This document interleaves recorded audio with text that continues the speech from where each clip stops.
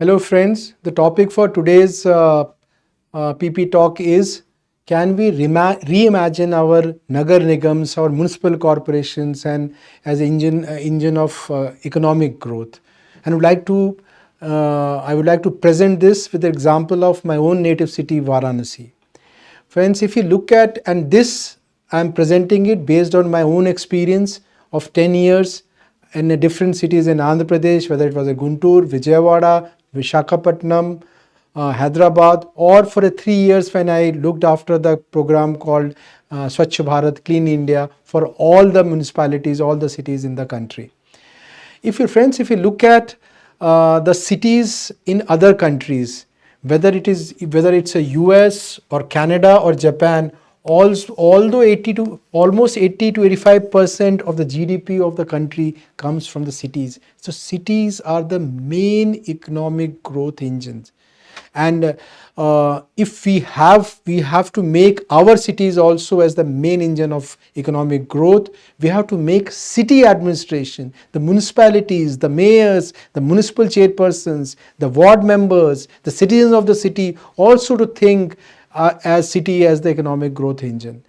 But if you look at our context, in our city context, our Nagar Nigams context, we look at the municipalities are primarily seen as, Nagar Nigams are primarily seen as the place which are only there to provide civic services. If municipality is good, means they are giving good roads, good sanitation, good drinking water, good street light. That's it. They are never looked at a place where, oh, this municipality has brought this economic growth, that particular industry, etc., in the city. And if that has to happen, it is important, the most important thing, if the city governments have to become an economic growth engine, the most important thing is there has to be a connect between the local people and the floating population. That's apart from attracting the industries, etc. The bigger important thing is the connect of the local people with the floating population. And why that is important is, if suppose I take an example of my own city, Varanasi. Now the Varanasi has a large floating population. The Varanasi gets large number of tourists, religious tourism is there. Also from the eastern UP and Bihar, a lot of people come for the education and the health issues to Varanasi. And these people who come, the floating population, they put a lot of pressure on the civic amenities, whether it's a sanitation, drinking water, road, traffic, etc. And the local people find this pressure very,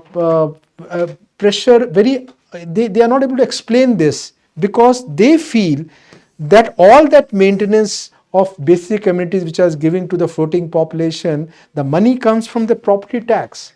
In Varanasi, around 60 crore is collected as a property tax, and from this money only these basic civic amenities are provided to the floating population. So a local person feels that from their money they are giving the support to the floating population, and in return whatever the business this floating population is giving is only going to some business categories which are directly connected or indirectly connected to this floating population. Rest of people are not getting benefited out of it. And the question a local person asks is, why from my tax these services are being paid, being given to the floating population?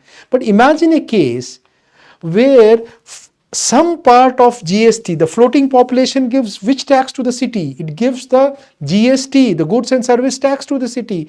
And part of it, even if 10% is given to the city, for example, in Varanasi city, every year in Varanasi, 200 crore is 2000 crore is collected as a GST for Varanasi city. And if 10% is also given, which comes to 200 crore, then imagine 60 crore from 60 crores from property tax and 200 crores from GST, put together 260 crore will be available to the city for giving these civic amenities.